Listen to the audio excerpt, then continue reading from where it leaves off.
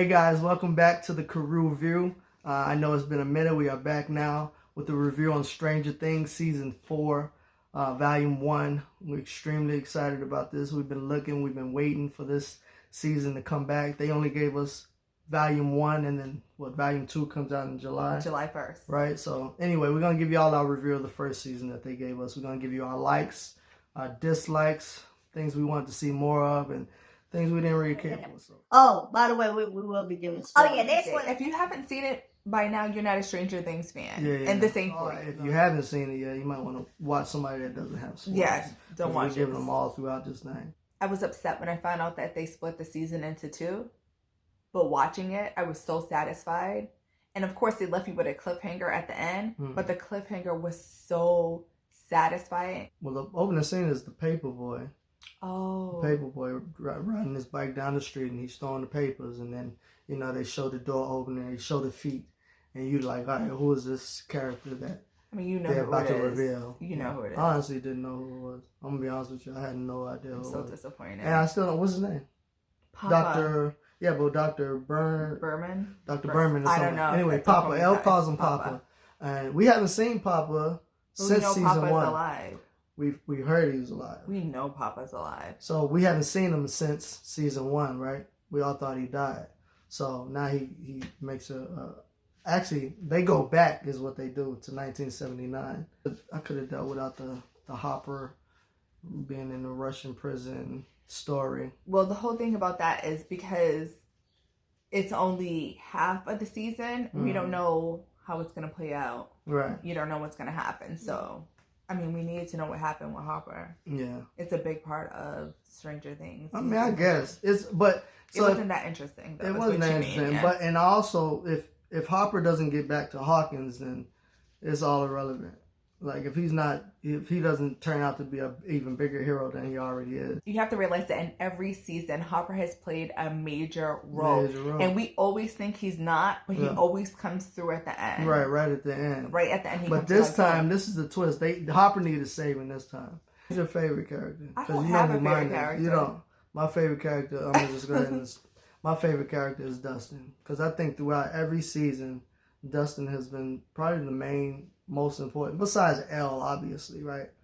But like for the humans that don't have special abilities, just wits and smart, I think Dustin is the main. I think Dustin has been consistent with trying to figure out what's going on and always being hyper aware of his surroundings and clues and things that are happening. Yes, absolutely. Yeah. But he also knows how to rile up, like he's so demanding. He knows how to rile up the gang and get them all where they need to be. I love how they incorporate horror scenes or horror, like they always show their influences. Like this season, they definitely got an influence from Elm Street, Nightmare on Elm Street. Oh, yes. And they also pulled in influences from Poltergeist, which you guys will see if you guys. Starts off with Max. I love how I do love this. Max played a much bigger role this season. Like she was kind of a bad character, but this season she's front and center. It's about Max, about her grieving for Billy, and the turmoil that she's going through with missing her brother, feeling like she's responsible. She brought him in and not being able to save him. There's always a character that reminds them or similar to a D&D character. Right. Because the Demogorgon, and that's where they get their names from. Demogorgon, Vecna. Yeah. Mind Flayer. The Mind Flayer. Season 4 is now with the kids all in high school. They're all grown up now. And they're kind of separating because it's kind of, high school is cliquish. They're not separating though. We thought that for watching the trailer. They're not They at all. They kind of are. No. Can I elaborate, please? First of all, Lucas has a basketball game. But he's still with them. It was just that one game.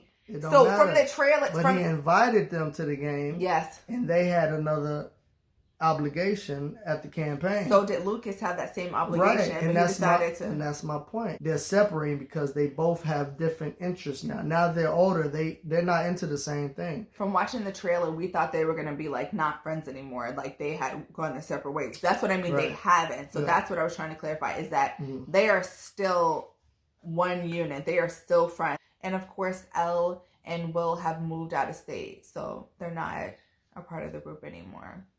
Mike takes a trip over to Cali for spring break to go see Elle, and I guess Elle's writing him letters the whole time, so they're in constant communication the entire time.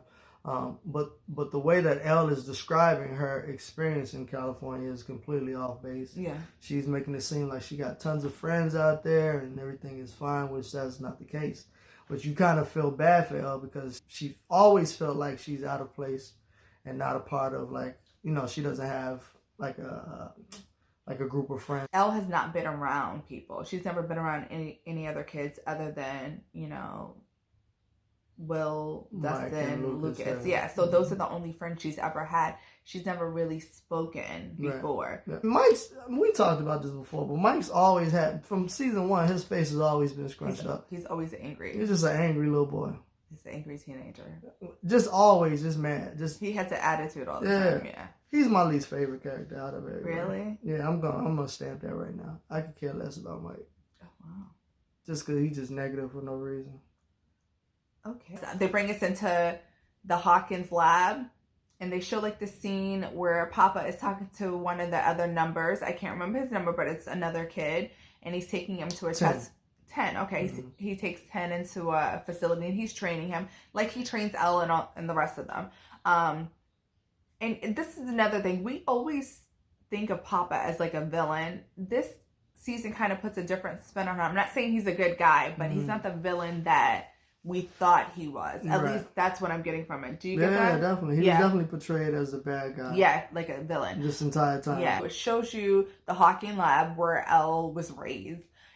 How many years? I don't know how many years ago it was, but it shows you when Elle was little, and apparently there was a massacre there. Because we always wondered, so that she's 11, where are the other kids at? And this explains what happens. Mm-hmm. It first starts with Vecna killing Chrissy. Chrissy is the cheerleading captain, and it shows him killing her. And the way he kills her is something we've never seen before in Stranger Things. Mm-hmm.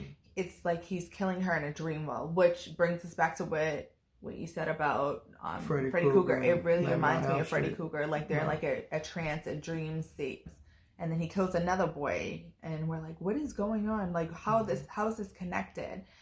And then we come to realize he's dealing with people who have a lot of grief, who are dealing with a lot of past trauma. Yeah, past trauma and grief. Let me just start by saying I love this season. This season is my absolute favorite. Right. The homage to Portuguese, Nightmare on Elm Street is my favorite. Freddy Krueger is my absolute favorite villain. Yeah, definitely. I love him. So he's who scared me when I was a kid. So watching them bring these elements and just all the scenes that they're doing, it just has that old school 80s feel to it. Yeah, that Freddy Krueger vibe. Yeah. So I love that. The whole creepiness. This season is probably, I would say, the scariest one. Definitely the scariest. I'm just going to say my favorite line is, I'm going to skip to the end. I'm going to say my favorite part of the whole season, and you can go and say your favorite part. Whoa. You might be trying to take mine. This is what you're trying to do right now. What's your favorite? My favorite part is when Max is running through the... No. Oh, okay. You can have that. No, go ahead. I got another one. No, I said that. You can have that one. No, I don't want that. You just said it. My favorite part of this season is the story of the past. When they go back and they explain what happened with Elle when she was younger. I love her befriending one of the staff members there. And you could tell he was a little bit creepy. He was nice, but he was like a little bit too nice. And it's like, what's up with this dude? Yeah. And the whole twist of who he really is was amazing. That he's really taking a liking to Elle because Elle's powers are developing. And some of the kids are starting to notice. So he's telling her little tricks on how to make her powers stronger, which he learned from number 1, who was no longer there. So number 1 told him some things about how you can increase your power. So he's trying to help Elle out because she, again, is kind of she really doesn't have any friends there. Right. Yeah, and she's starting to get bullied a little bit. They're introducing a new villain who is called Vecna. And they believe that it's an old man. Victor Krill is who Vecna is. They're thinking that's Vecna. And Victor Krill, so they look and they try and research a story about Victor Krill, what happened. Victor Krill moves into this big house with his family years and years ago. And they start thinking about Victor Krill because of the way that the cheerleader died. How her eyes was sunken in and her body was thin, because the same thing happened to Victor Krill's family. Then they found out from Victor that it was an evil spirit that Right. was in the house Right. that was beginning to torture him and his family, and it killed his wife, Yeah.